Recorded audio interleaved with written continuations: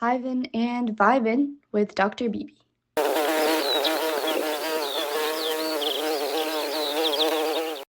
With another episode of Hivin and Vibin with Dr. Bibi, and this program is about how do you coach.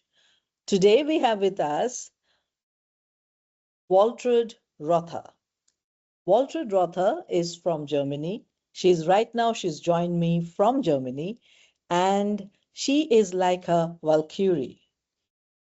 Now we are going to ask her questions on that, okay? But till then, let's just continue with introducing her. She guides leaders, organizations through crisis, making change more human, successful, and sustainable, and ensuring leaders can make a lasting impact.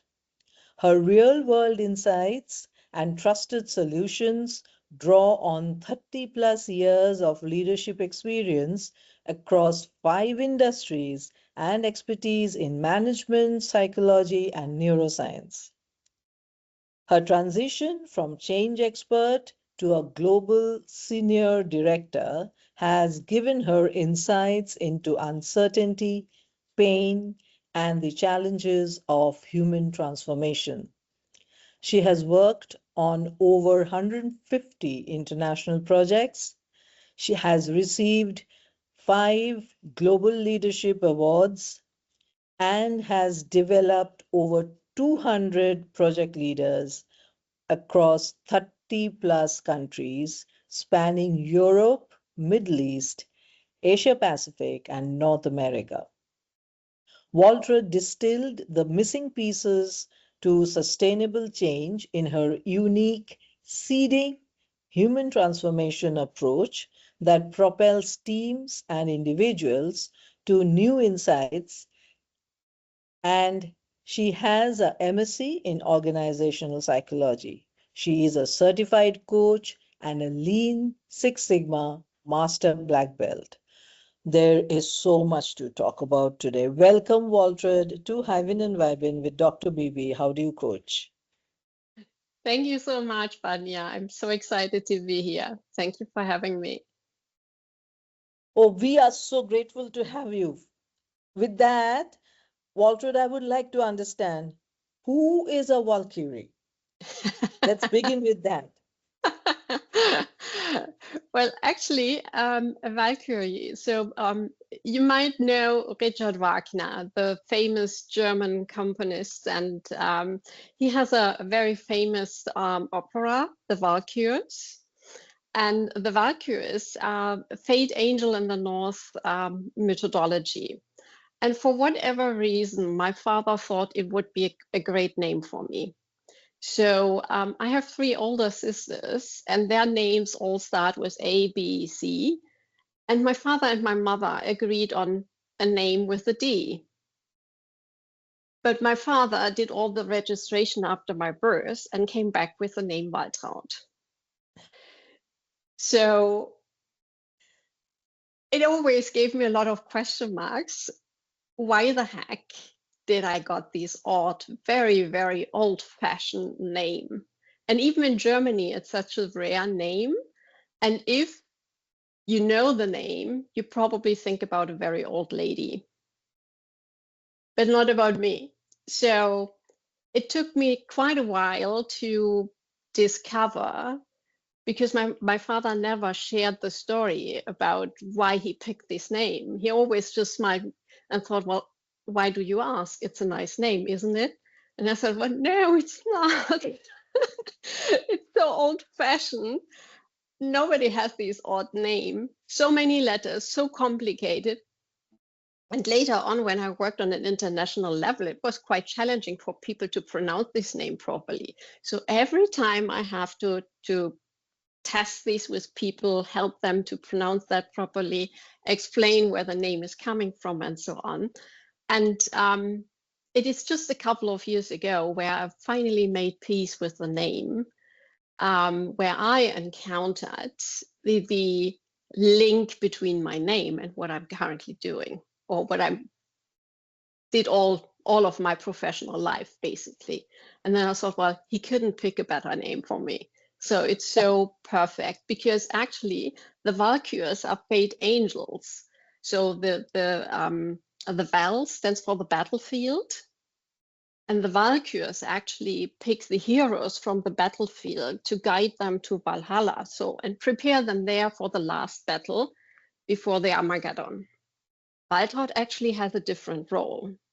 Her role is actually not to pick the dead bodies from the battlefield, but to protect you on the battlefield to bring you home safely.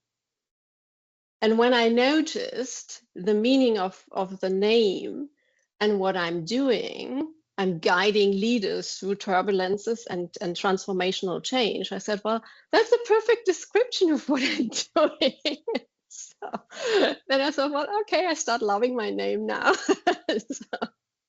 So your father was actually a clairvoyant, and so he could actually see the future and decide that this is what it should be. So she is going to be that angel who's going to, help people move on and become better, and which you are, exactly what you're doing. So That's with that, exactly what I'm doing, yes.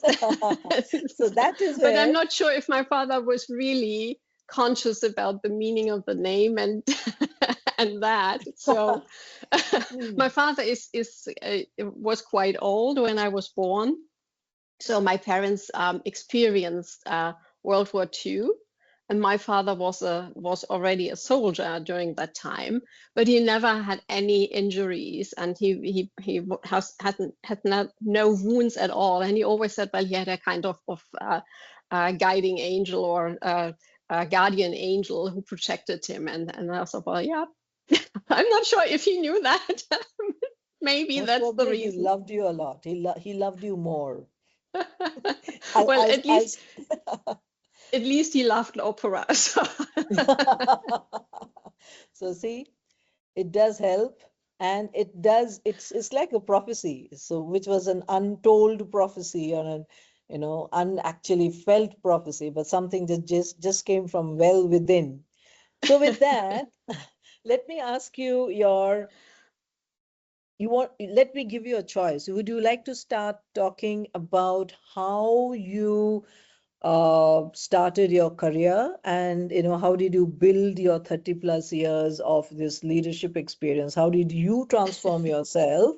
Would you want to start from there, or do you want to talk about your achievements? I would like to know about the 5 global leadership awards that you have received. So would you like to start there or here? So I give you a choice, you can choose. Let's start with the career path. Okay. So, Lovely. Yeah, actually my career started very early. So I was one of 4 daughters, and I'm the youngest, and my youngest older sister is almost 10 years older than I. So so what I encountered during that time, so I was always the one at home with mother. I was very, very curious. I always asked a lot of questions, and I always wanted to understand, why do people behave like they behave, and what makes them tick. So I'm already in this mode, and when I went to school, I always wanted to understand, why do people do what they do, and why do they behave like they behave, and why do they respond on certain things as they do. So it was pretty obvious I wanted to be a psychologist. So my parents actually had a different plan for me. So they thought, well, you need to learn a proper profession. To earn enough money. And psychology was always a kind of, oh, that's strange. And some of them, they have a problem, something is wrong with them, and they're just doing this to understand their own problems. Or they can't find a job and can't make a living. So my parents definitely were not very excited about my plan, but I did it anyway. So, and for me, it was always clear, well, I'm not going to be a therapist. So I wanted to work in business. I wanted to help people to develop themselves and be successful in business. And with that in mind, my mother was a little bit relieved. Yeah, well, during the university time, I already started to earn my own money by working in a consultancy. And even after finishing my university degree, I continued working in HR consultancy and also start doing training as a freelance trainer. And that was the time when Germany was reunified and the Berlin Wall came down. So I was running a lot of projects also in Berlin and working with leaders who actually lost everything. Because at that time, companies were closed, companies were taken over by Western companies and so on. Everything has changed for them. And I was just in the midst of that. And all of a sudden, my plan to be a consultant and build my own consultancy business was a little bit derailed, where I thought, well, what the heck are you doing here? You are 25. These people are almost double of your age. I've never led a team. I've never seen a company from inside. How on earth can you think you can talk about leadership, change, team management, and all these things if you have never seen that from the inside? I felt a little bit like a blind is talking about colors. So I decided to, before I'm going into consultancy, I decided to go into the corporate world to get some experience about the things I'm really talking about. And that's how my corporate career started. And I started in the banking industry and had a very exciting time building up a corporate structure up from scratch. I was one of the first 16 employees in this company. So we were building up a credit card service center from scratch on the green field. There was nothing. And I was one of the first 16 employees at that time. And the company grew very, very fast, and nearly every employee went through my hands, through behavioral training, service training, process training, system training, everything. So, and after a couple of years, I thought, well, okay, I've done that already since a while, and I need a new challenge. So we really built a corporate culture up from scratch on the green field, and it was an exciting time. But I noticed later in the evening when I'm coming home, there's still so much energy left. And when I start asking my training participants, did I already told you about that? I notice, well, I don't know what I'm doing because I'm just on autopilot and I'm just delivering stuff. I need to change something here. So I made a changed the industry, went into the telecoms industry. Again, a startup company, extreme growth at that time. So actually we built up a company from scratch. And when I joined, it was a couple of hundred employees, and we grew the organization to 3,600 FTEs within a couple of years. So that was, again, an exciting time, creating a corporate culture, helping people develop, building up this business, supporting the growth strategy, very, very exciting. And then all of a sudden we had a hostile takeover, and it was one of the major hostile takeovers in the European history. It still is.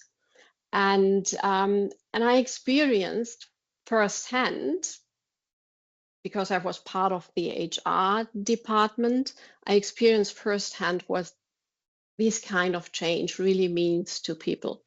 So it was a bit like the change I've experienced earlier with the reunification in Germany. So this is really shaking up the foundation of an individual life.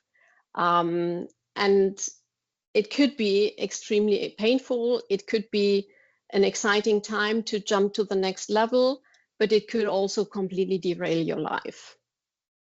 And finally, I was hit by this kind of change myself, because with the takeover, it was not just an integration, it was finally a complete divestiture of the company. So everything that left was just the brand name. So I experienced the change myself. First, I was a change leader supporting the integration, and then I was dismissed myself. So finally, I thought, well, okay, next step is waiting for me. So, and I made a move into the pharmaceutical industry, joined Johnson & Johnson. And that was actually the time where I had the longest career path within one organization. So I joined J&J, and I stayed with J&J for more than 15 years. And I started in a German pharmaceutical company, and fast I progressed in different organizations, different structures. So, and yeah, finally raised within the hierarchy from an expert to a program leader to a global change leader. And there I was just in the midst of really shaping the organization and helping the organization to change, adjust to a new market situation, new challenges within the market, growing a global organization, the healthcare compliance organization. I was involved into process harmonization across all three sectors, so the pharmaceutical, the medical device, and the consumer health sector, harmonizing processes across the sectors, implementing global systems, all these things. And then I noticed this international work comes with a price, because it was already a long time before COVID. And I was used, because I had a global role, I was used to work with people in all countries, in all time zones. I was used to virtual virtual environments already a long time before COVID hit. But I was sitting the whole day. And I was paying a high price for that, because all of a sudden I noticed, well, I got back pain. And there was one moment where I thought, well, I need to change something in my life, because this is not sustainable what I'm doing. I'm finally paying with my physical health for something I really love to do, but I need to change. So I made a career move into another health tech company, but I thought it would be a great idea because this company is located in the same time zone as I am. So at least it would give me a little bit more control over my schedule. So I made a career move, changed the organization, worked for Fresenius Medical Care, but soon noticed this is not going to work out. And yeah, finally I made the step out of the organization with the intention, well, I'm going to find something, as I did before, large-scale transformational program, change leadership things with an international background, but I couldn't find this kind of job so easily. And then I applied for various jobs, and finally someone said, well, yeah, okay, but if this is not the right job for you, maybe you would consider this as a suitable project and would support us on a project base as a freelance consultant. I said, well, no, thank you. I'm looking for a permanent job. And then they came back, and then I said, well, why the heck shouldn't I do that? I can do that, and I can keep my eyes and ears open until I find the right one. And so I said yes and started to work as a freelance consultant and supported various organizations on transformational change programs. And I learned a lot about a consultancy. The funny thing was, at the beginning of my career, my intention was to build my own consultancy business. Even when I was working as a freelance consultant, I did not think about building my own business. I was just doing this as a plan B until I find the right job. Until the moment when I met one of my earliest mentors I had in my life, actually at the consultancy I worked during my university time. And she said, well, congratulations, I'm so happy you finally do what you always dreamed of and build your own business. And I was like, well, what the heck is she talking about? Why is she saying that? And then I thought, well, oh yeah, 25 years ago, that was my dream. So finally, I start thinking about, okay, maybe I should do it now, or I'm not doing this at all.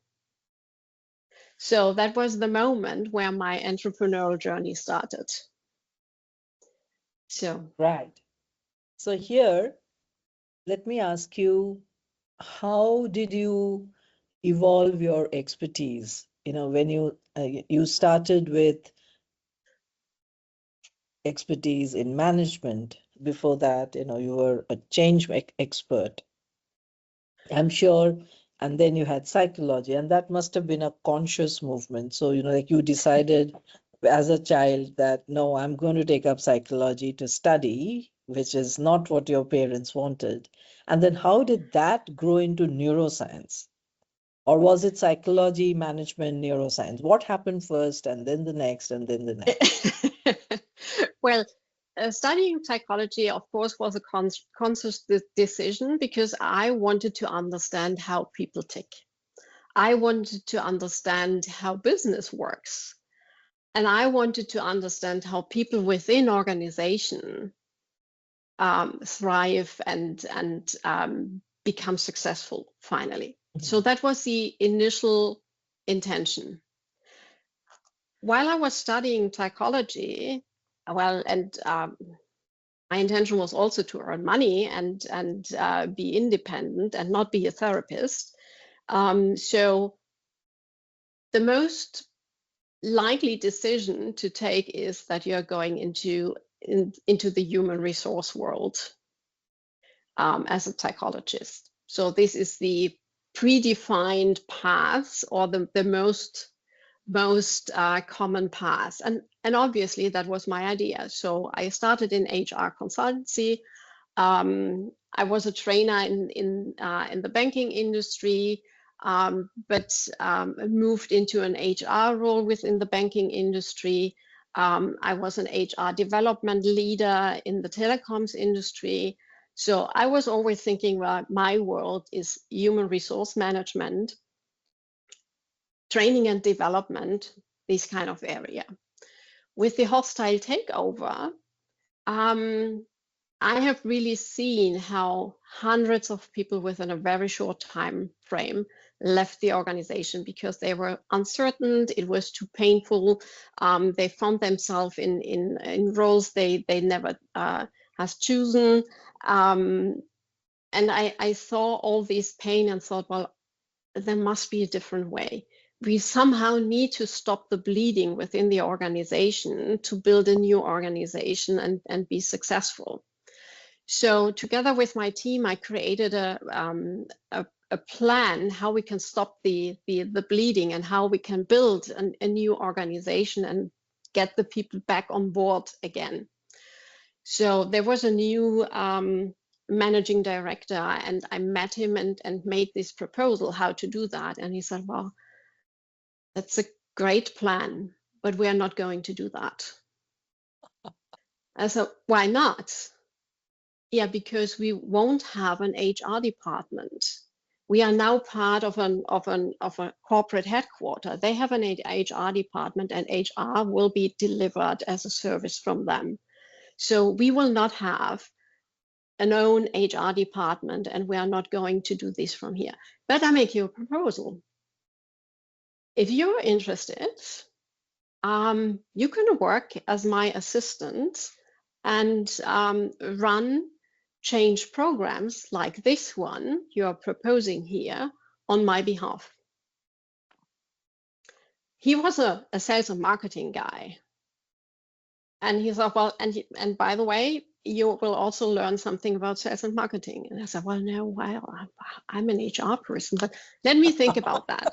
So I took my time, thought about that during the weekend, and finally I came to the conclusion, why not doing that? Even if I'm just doing this for a year or two, I will have at least solid knowledge about sales and marketing. And then I still can decide if I'm going back to an HR role or if I'm doing something different. So that was actually the change. So it was not planned. It was not, well, it was an intent or conscious decision at that moment, but it was totally not planned. And while running corporate programs and change programs on behalf of the managing director, I was just noticing there are so much more interesting stuff and things going on beyond HR management. I want to be in business, and I want to help organizations from a business point of view to thrive and go through change, not as an HR business partner or something like that. I want to be in the business. I want to be where the decisions are made. I want to be part of that, and I want to help leaders transform the organization in a positive way and avoid all these painful steps. So that was actually the way I progressed into that. And with every career move I made, I got more and more complex programs to lead and drive. And I was so excited working with different cultures, with different industries, with different people, with different levels, and embarking people to the change program, where I thought, well, yeah, this is really where my heart and my passion is. This is really what I love to do. So this is how things evolved. So it was by far not a planned path, but it was a very straight move through the organization with a growth of responsibilities, breadth, and complexity. So you did get a certification or something in neuroscience, or was that part of the? No, actually not. The entry into neuroscience was something I just encountered when I moved myself into an independent consultancy work.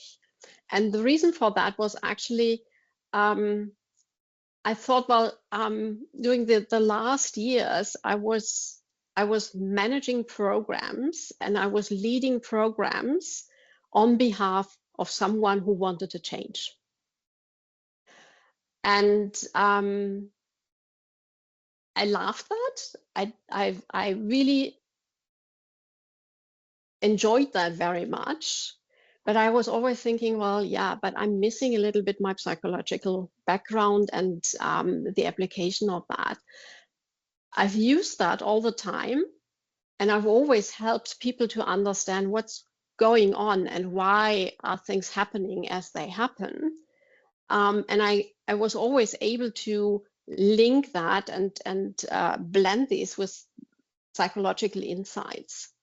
And it was just by accident that on a flight to vacation at the airport, I picked up a book from Daniel Kahneman on fast and slow thinking. Thinking fast and slow.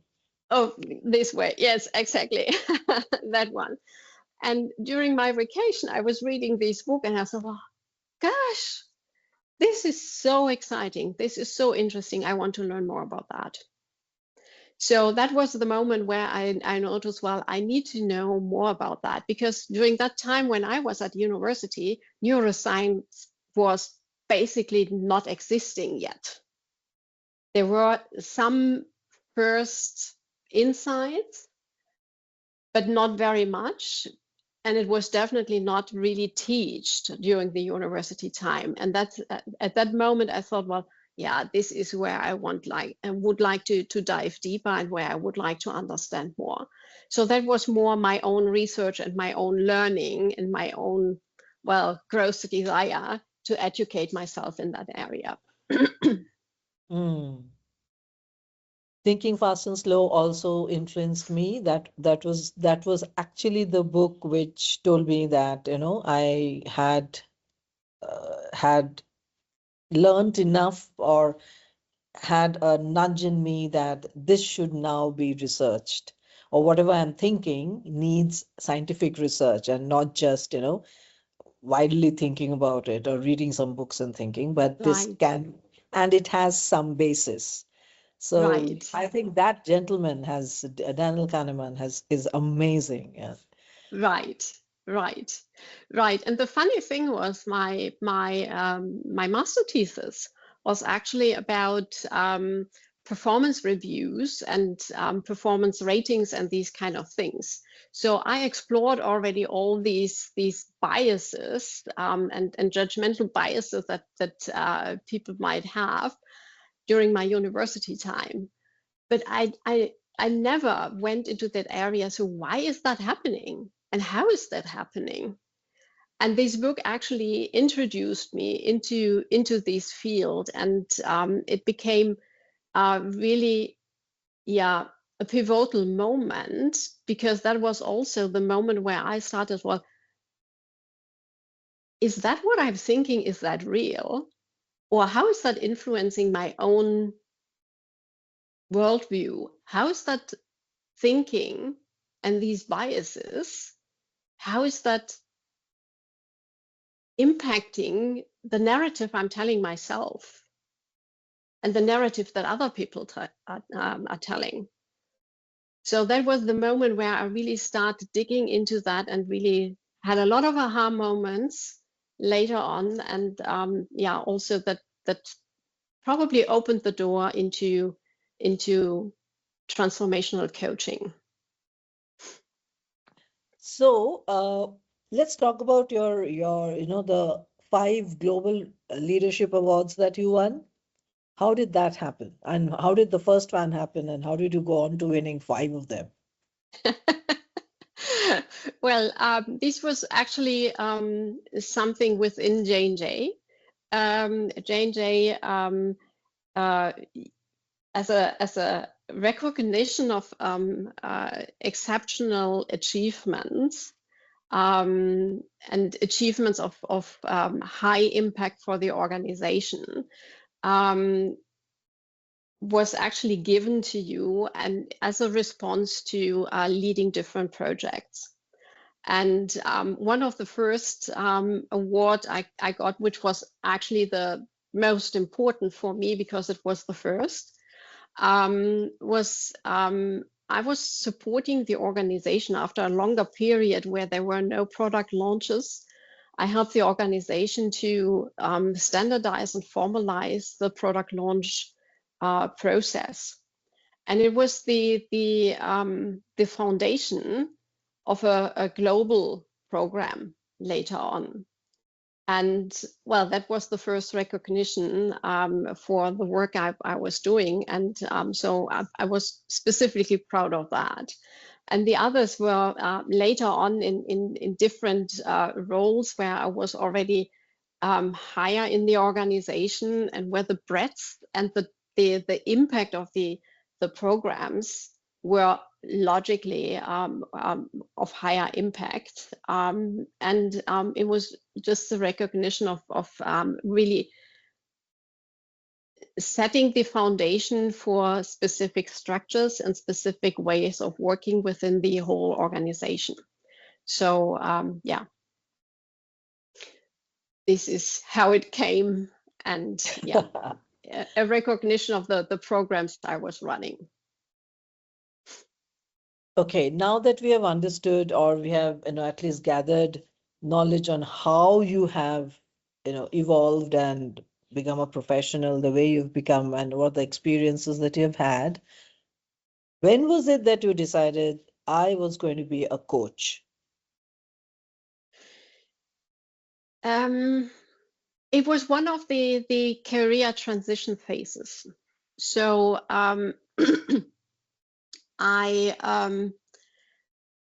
my contract were terminated, and part of the package was a career development move I could pick from.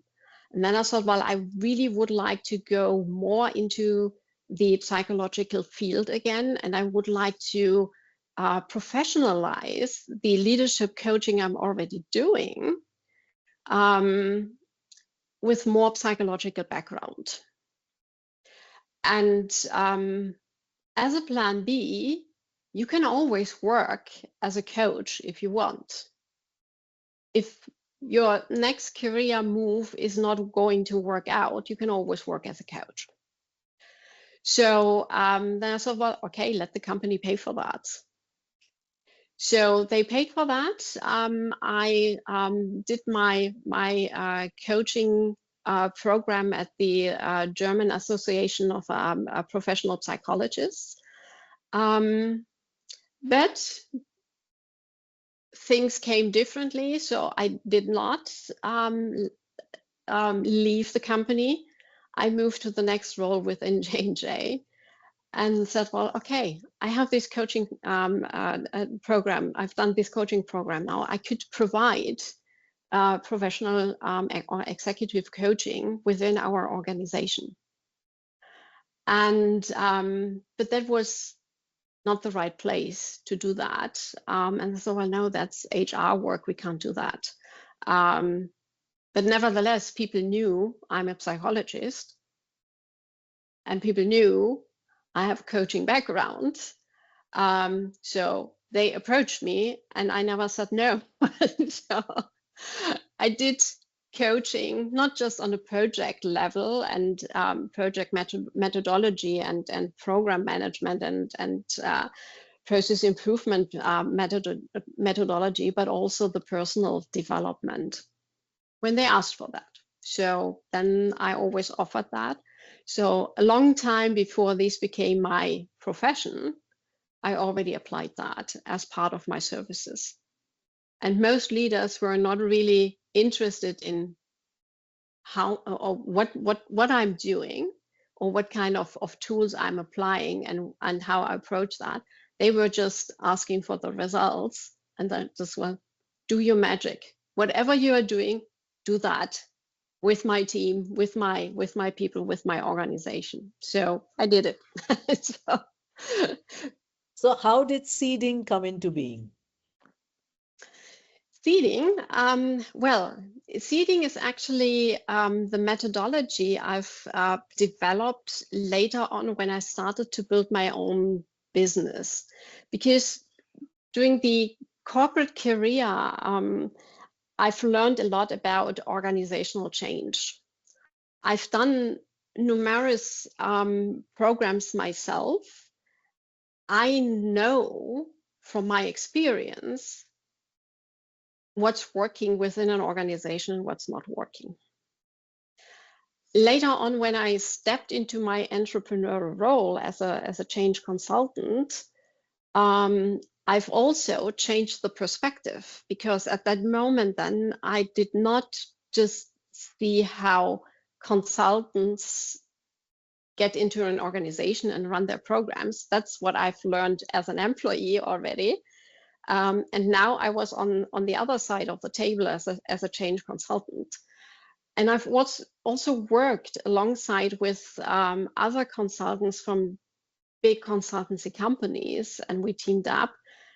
And I saw how the inside consultancy work works.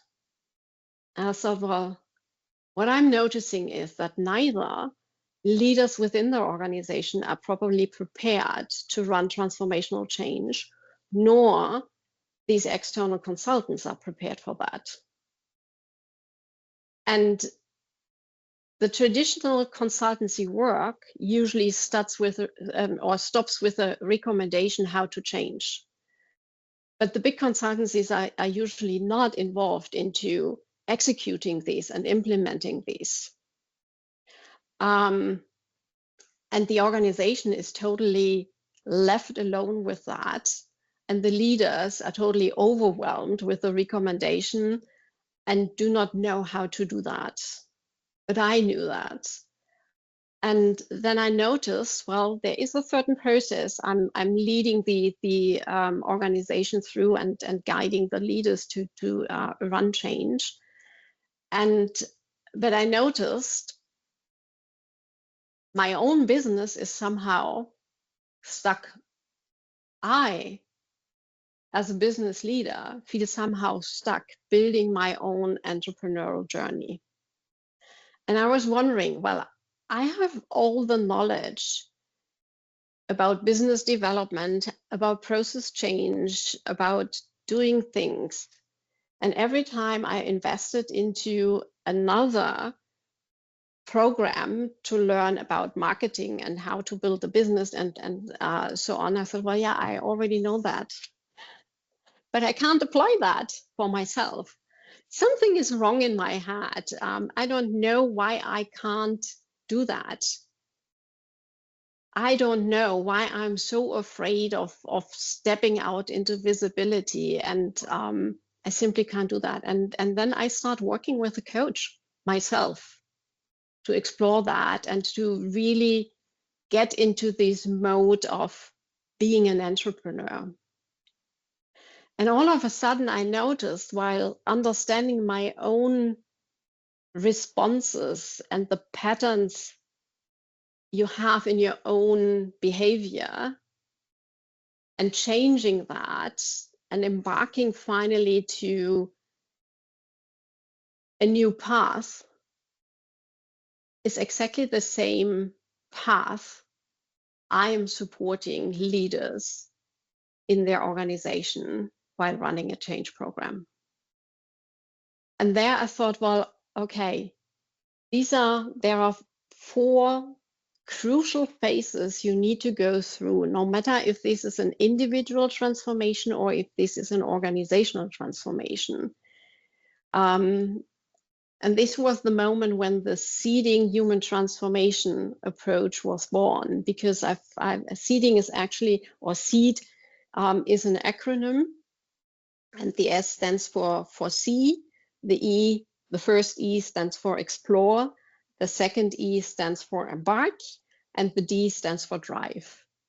And no matter if you're a change as an individual person and transform your life or your path or the way how you be and your identity, the first step is always seeing. And it starts with having a wake-up call and taking a decision to grow as an individual. And seeing also means, well, you need to have clarity about what you want to achieve. You need to have a kind of vision. You need to be clear about your values and the compass you're holding in your hand, and that guides your journey through the turbulence. Once you have clarity about that, and you really understand, what do I want to achieve? What is really the deep desire I want to contribute in the world to, or the deep desire to make an impact, then we can take a look into the next phase, and this is the exploration phase, is really understanding what is the gap, what's holding you back from doing that, or from doing the next step, or taking the bold next step to the next level. Once we understand how this works, and this is also looking into the ecosystem around you, how do you get shaped as a person in your decisions, in your responses, and in the way how you are acting and behave by your environment. Once we have clarity about that, then we can embark into the third phase, which is the embark to the journey finally, is really putting change into place and really exploring, okay, what are the next steps? What is the next decision I need to take? What do I need to learn from a skill level point of view, from a capability point of view, or what do I need to learn as a individual, as a personality, to make it a change in my identity. And this is really start seeing yourself in a new role, in a new environment, and creating the environment in a way that it catalyzes the change you're desiring to achieve. And once So, you do that, then you get into the last phase, and this is really sustaining the impact and making this a lasting impact.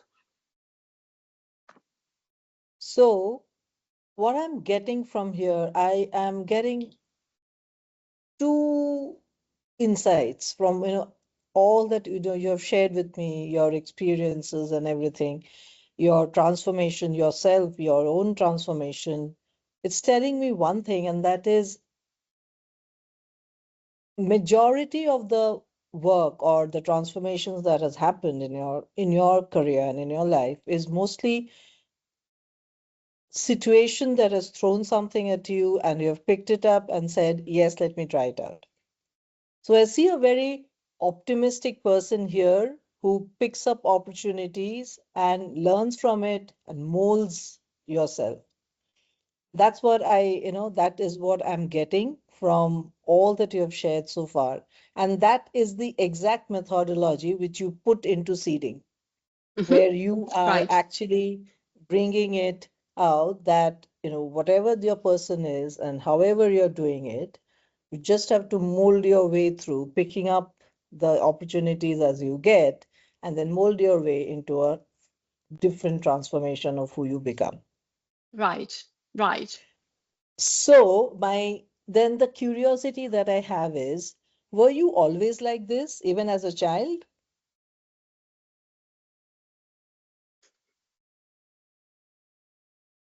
Yes, I think so. I was always a very curious child. I always wanted to learn, and actually, summer holidays was the most boring time in the year, and I was eagerly waiting to the moment getting back to school, meeting the other kids, learning together, getting a better understanding what's going on in the world, how things are working, and understanding the mechanics behind that. So I was always like that. And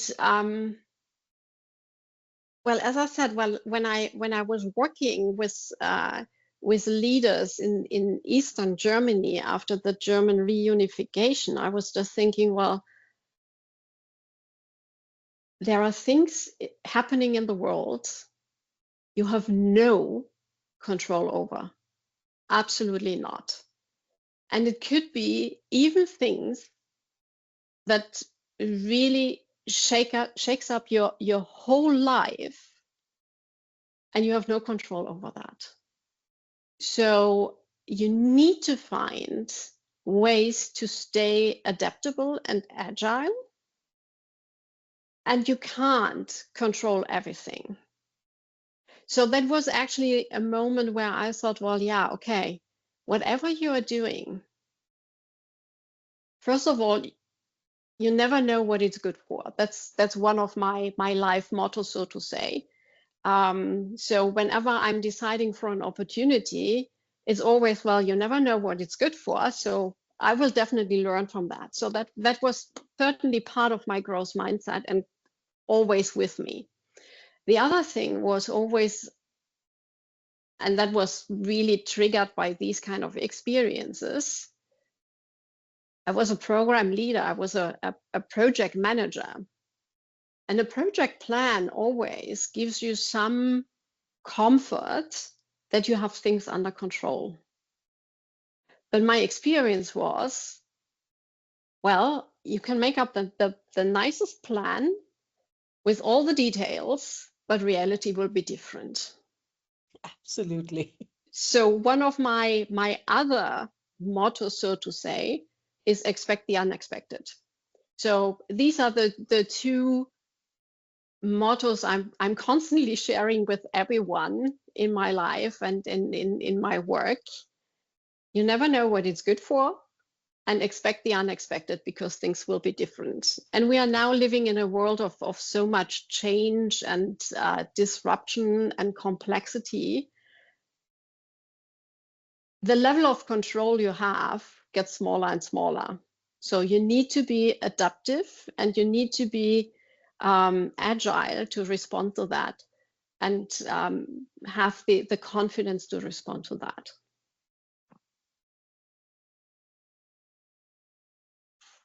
With so much work that you've been doing, with constant stretching, and I can hear that there has been constant stretching, because if you're learning something, you're definitely, in the process of the growth mindset itself stretches you, and you, if you're learning, you're stretching yourself. So you're stretching yourself in a lot of different ways, with your time, with your resources.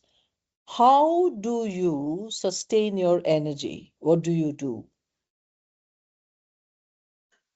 Oh, wow. That's a good question. And this is certainly a lesson I've learned the hard way in my life. And this is also part of my seeding human transformation approach. Because, and you are saying stretching. So stretching means growth into a specific direction.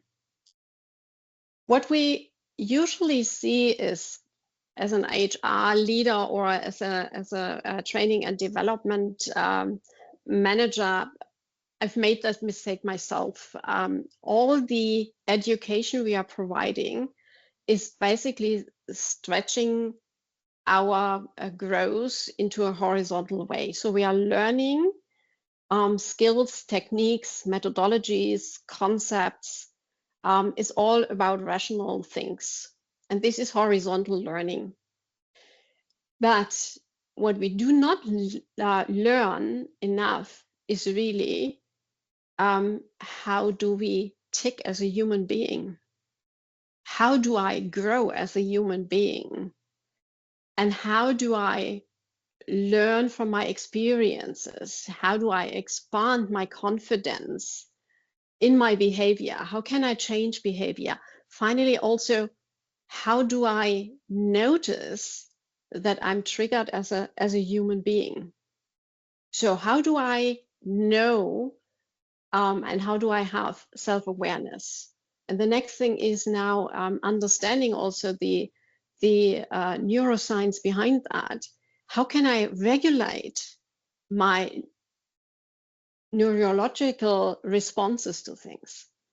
How do I set goals for myself?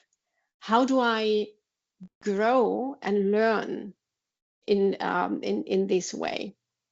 And finally, how can I develop myself as a human being and not just as a human doer?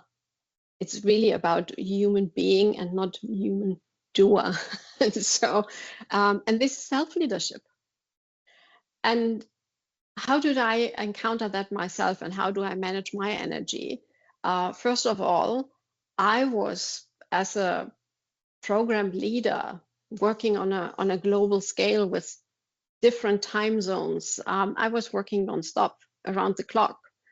So starting in early morning with Asia Pacific, Europe during the day, and later in the afternoon, the US is joining the party. So you can work around the clock. And without the awareness, what's currently happening in your own body and how you exploit yourself, You cannot control that. You are just running like a hamster in a wheel, and you're finally exploiting yourself in a way that becomes unhealthy. And this was actually what I was doing. And I had to learn, and I'm still learning that, to really pay consciously attention to myself, to my body, to my energy level, and start taking on control over my own energy during the course of the day. And before that, I was on autopilot. I was just managed by the time schedule of the program and the project. And I was totally on autopilot, running until the battery was empty. And there was just being on or off, but nothing in between. So, and this is not sustainable. And this is not good. This is not good for relationships. This is not good for your health. This is not good for the environment. So we need to be very conscious and compassionate with ourselves to manage ourselves. And people need to learn that, because this is not part of any curriculum, neither in the school nor in HR development program in organizations. So most people are really struggling with that. I totally agree. I agree that people are struggling with self-leadership, with self-management, and I don't think the external world makes it any easier. So, No. so so we're wrapping up now. The one thing that, would you like to share any method through which my listeners, my audio and TV listeners could get in touch with you? Well, first of all, you can find me on LinkedIn with my name. I've also have a LinkedIn page on for my company, Rother Consulting, and my webpage under the same name, Rother Consulting. But you can also find my work under Seeding Human Transformation. So this all links together to the same webpage. And of course, get in touch with me at any time, and we can explore the next step in your personal or organizational change, whatever you're inspired to drive forward. I'm there to help you to embrace change and go through the turbulence and get home safely, finally, as a leader. That's the most important thing, getting home safely, safe and sound. Thank you so much, Waltraud. You've had a fantastic conversation today, and I really loved your, how you shared your experiences, how you went into the details of it, and you were so, so open and forthcoming with all your, all your experiences. That's amazing to have. And I am absolutely sure that my audience and, are going to really enjoy watching this, not only for understanding how global leaders work, but also to understand, to glean some knowledge from you, some wisdom from you. So thank you again, Waltraud, for being with us and for, enriching Hivin and Vibin with Dr. Baby. Thank you so much, Banya. It was really a pleasure, and I really enjoyed that. Great fun.